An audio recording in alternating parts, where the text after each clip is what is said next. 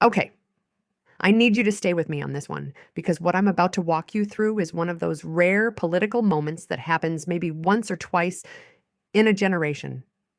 The kind of thing where you watch it unfold and you realize in real time that the ground just shifted beneath everybody's feet. And nobody in that room saw it coming. Almost nobody. So here's what happened. Mark Carney, the Prime Minister of Canada, sat down across from Donald Trump at the G7 summit in Hiroshima, not in some back channel, not through intermediaries, not through the usual diplomatic kabuki where both sides release carefully worded statements and nobody actually says anything real. He sat down at a table on camera in front of every major Democratic leader on the planet, with roughly 400 million people tuned into the live feed, and he proceeded to dismantle the entire American position on the trade war without ever once raising his voice. And I want to be very precise about what happened next because the sequence matters. The White House, an administration that typically fires off responses to any development within minutes, sometimes seconds via social media, went completely dark for 14 hours. 14 hours. No tweet, no statement, no press gaggle, nothing. Let me set the stage for you because the context is everything. The G7 summit was supposed to be a standard issue leaders gathering, economic coordination, security briefings, the usual multilateral choreography. But by the time everyone actually showed up, the US-Canada trade confrontation had swallowed the entire agenda whole. European leaders, Asian partners, the Japanese hosts, they had all been pushing publicly and behind closed doors to get Trump and Carney in the same room. The theory was what you might call institutional optimism. Surround them with allied heads of state, moderate the dynamics, maybe, just maybe. Prevent the whole Western alliance from cracking apart at the seams. There were weeks of back-channel negotiations leading up to this. Washington wanted a structured bilateral, pre-agreed talking points, a tight time frame, cameras only for the opening pleasantries before the room got cleared. Ottawa agreed to the structure. They agreed to the timing. What they did not agree to, and this became spectacularly clear, was the script. Now, here's where you need to understand what the White House thought was going to happen. They had prepped Trump with standard summit language, the kind of broad, warm, committal of nothing rhetoric designed to project strength while actually conceding zero ground. Tremendous relationship with Canada. We want fairness, that's all. I think we're going to work things out. Generic, vague, the diplomatic equivalent of a firm handshake and a pat on the back. The communications playbook was straightforward. Look engaged, sound magnanimous, avoid any specifics whatsoever, and walk out of the room having created the illusion of dialogue without a single actual concession. And for about 90 seconds, that's exactly what happened. Trump opened with his trademark expansive confidence, gesturing broadly, addressing the cameras as much as Carney, performing the role of the generous leader, graciously extending a hand to the smaller nation. Relaxed, warm, in command, his staff along the walls were nodding. The format was holding. The choreography was working. And then the White House press coordinator signaled the pool camera operators to start wrapping up. The opening remarks were done. The cameras were supposed to leave. They did not leave because what Carney did in the next 15 seconds made every single person in that room understand that the cameras were staying right where they were. He did not return Trump's warmth. He did not smile. He skipped the reciprocal pleasantries entirely. He didn't acknowledge the tremendous relationship or pretend that the previous 2 years hadn't happened. He looked directly at Trump, not at the cameras, not at the delegations lining the walls, not at some artful middle distance calibrated for statesmanship, at Trump. And he spoke in a register nobody in that room had ever heard from him before. Quiet, controlled, completely stripped of performance. He said he appreciated the opportunity to speak directly. And then he said he intended to use it, not for pleasantries, but for facts. Because the facts, he said, are what this conversation has needed for 2 years. And the facts are what he brought. He put his hand on a bound document sitting in front of him on the table, and the room shifted. Now, this document, which later reporting confirmed was 147 pages, was not a set of talking points. It was not a diplomatic position paper. It was a forensic, data-saturated, source-cited accounting of every single dimension of the trade war. The economic toll on the United States, broken down category by category. The cost to Canada, the cost to the global economy, strategic alliances damaged, human consequences on both sides of the border. Structured not as a negotiating position, but as an evidentiary presentation. The kind of document a central bank governor lays before a board of directors when the institution is in crisis. And Carney had spent 2 weeks building it personally with a team of economists, trade specialists, and diplomatic strategists who understood something critical. This was not just a meeting. This was an opportunity, and opportunities like this don't come around twice.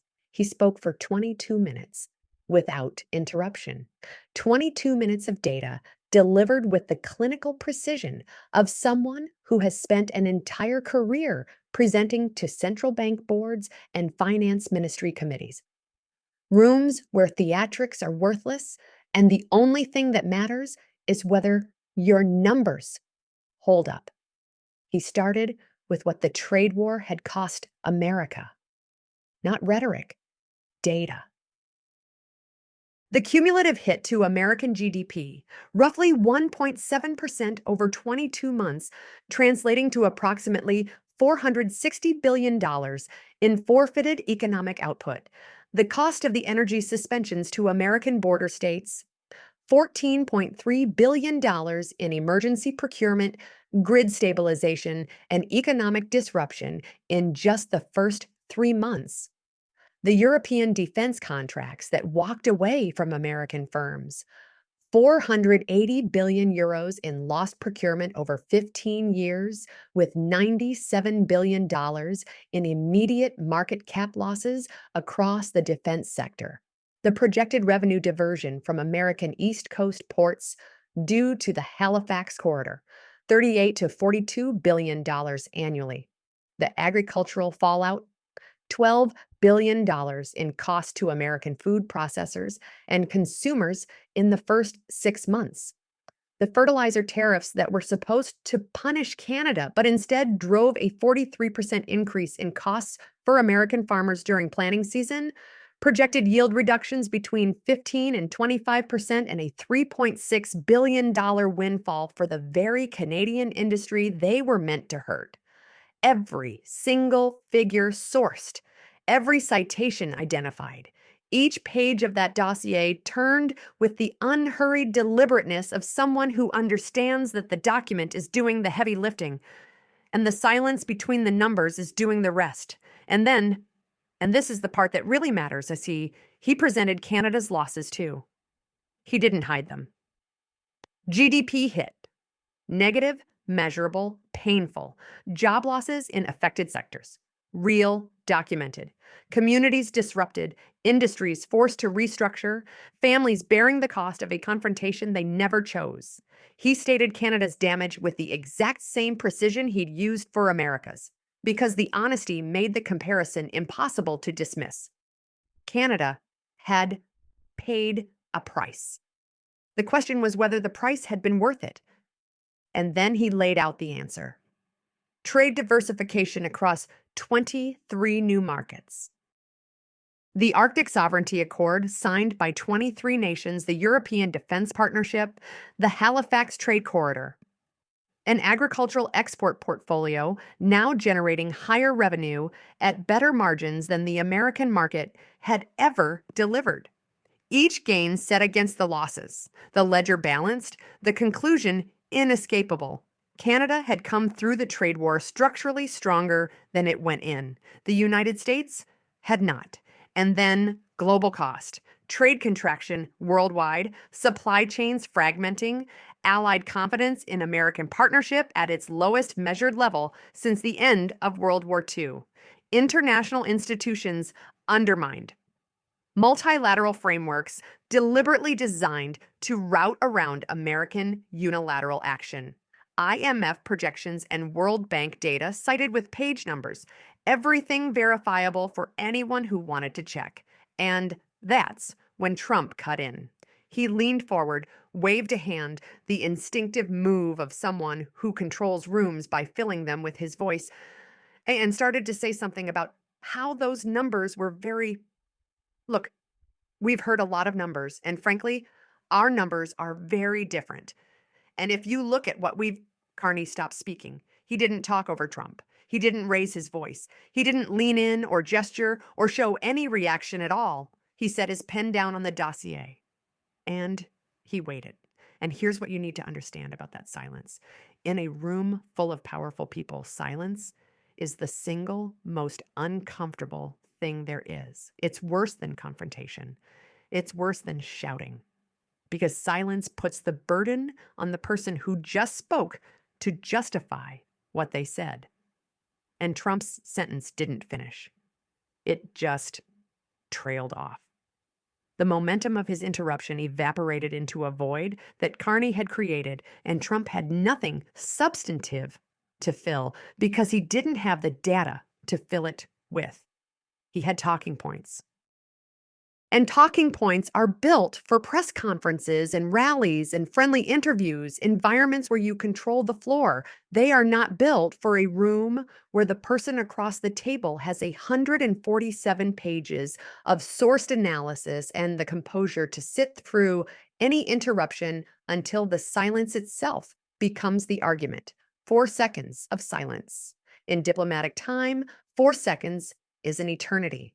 And then Carney delivered the line that will define this moment for decades. Mr. President, I have the numbers. You have the talking points. The room knows. The silence that followed wasn't the silence of people choosing not to speak. It was the silence of people who couldn't. The line wasn't aggressive. It wasn't personal. It wasn't theatrical. It was a clinical observation about the gap between two kinds of preparation. And it hit with the force of a conclusion. Because everyone in that room, including Trump, including his own delegation, understood that it was true. The data was in the dossier. The talking points were in the interruption, and the room did know. Carney kept going. Trump did not attempt to interject again. He laid out the strategic consequences. What the trade war had cost the United States in allied trust, in Arctic access, now permanently foreclosed, in a European defense architecture rebuilt without American participation, in agricultural markets redirected to competitors who weren't going to give them back, and in a global perception confirmed in real time on camera at a G7 summit. That American power had become disconnected from American competence. Every point delivered not as an accusation, but as an audit finding. The tone of someone presenting a balance sheet to shareholders, not someone arguing with an opponent. And that distinction was everything. Because arguments can be countered. Audits can only be accepted or denied. And denial, when there are 147 pages sitting on the table, is not a strategy. It's an admission. Then came the human toll. American farmers who couldn't afford fertilizer. Canadian workers who lost their jobs in the early months of the confrontation. Port communities on both sides watching their livelihoods restructure around them. Families, American and Canadian, who had done nothing except live in countries whose leaders couldn't figure out how to stop. Carney's voice shifted here, slightly warmer, slightly slower. the cadence of someone who understood that behind every data point was a real person. He named no individuals. He didn't need to. The categories were enough: farmers, workers, families. The universality carried the weight, and then the path forward: specific, measurable, technical, tariff rollback schedules with timelines, diplomatic restoration protocols, trade normalization frameworks, energy cooperation terms. Each one presented not as a demand, but as a structural requirement, the way an engineer presents bridge specifications. Not what I want, what the structure needs to hold. Then he closed the dossier. And the sound, that soft, firm thud of the cover closing, was audible on the broadcast feed. He looked at Trump one last time. He said he hadn't come to negotiate. Negotiation requires both sides to bring something to the table. He came to present the facts because the facts had been absent from this conversation for 2 years. Every number in the document was sourced, cited, and verifiable. What the president chose to do with them was his decision, but the facts themselves were no longer in dispute. They never had been. They had simply never been spoken aloud in a room where the president was present. Now they had been. He sat back. The room held. 3 seconds. 5. 7. Nobody wanted to be the first to break that silence. Japan's prime minister shifted in his chair in the adjacent monitoring room, but said nothing. The camera operators held their positions. Behind Trump, a senior White House aide was already typing furiously on a phone. The opening salvo of a response that would take 14 hours to arrive and would satisfy absolutely no one when it finally did. And then the room exhaled. Here's what the other G7 leaders did, because this part matters enormously for understanding the geopolitical aftershock. France's president turned to Germany's chancellor and, in a comment overheard by 2 journalists near the door, called it the most extraordinary thing he'd witnessed in 15 years of summits. Britain's prime minister reportedly sat motionless for several seconds before saying quietly to an aide that Carney had just changed the room. Japan's prime minister said nothing at all, but was observed nodding slowly once, a gesture that carried the weight of everything he chose not to say. Trump's response, or rather the absence of one, became the second biggest story of the encounter after the confrontation itself. He didn't rebut. He didn't counter with alternative data. He didn't produce a competing document. He offered a brief, subdued close. Well, we'll see. We have a lot of very good people looking at all of this, and we'll see what happens.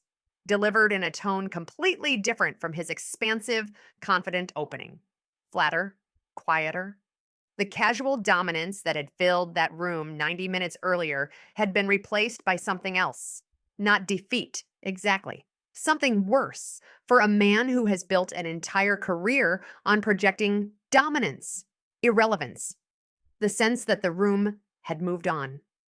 That the conversation was now between Carney's dossier and the world, and that Trump was no longer a participant in it, merely a subject of it. The White House put out nothing for 14 hours. And when the statement finally dropped, it read, "The president had a productive meeting with the prime minister and looks forward to continued discussions on trade and economic issues."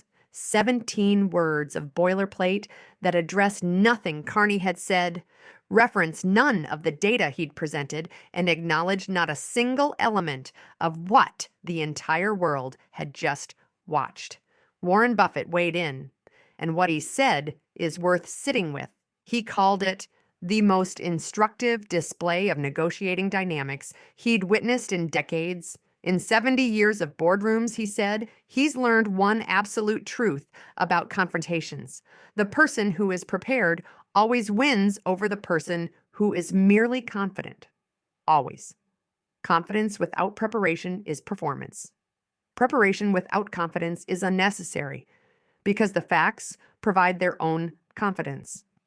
And that kind of confidence, the earned kind, the kind that comes from knowing the numbers cold, is the only kind that survives contact with reality. And that's the thing. That's why this moment isn't just a diplomatic confrontation. It's a case study in the difference between power and preparation, and a live global demonstration of which one actually holds up when the cameras are rolling, the stakes are real, and there is nowhere to hide. This one is going to be studied for a very, very long time.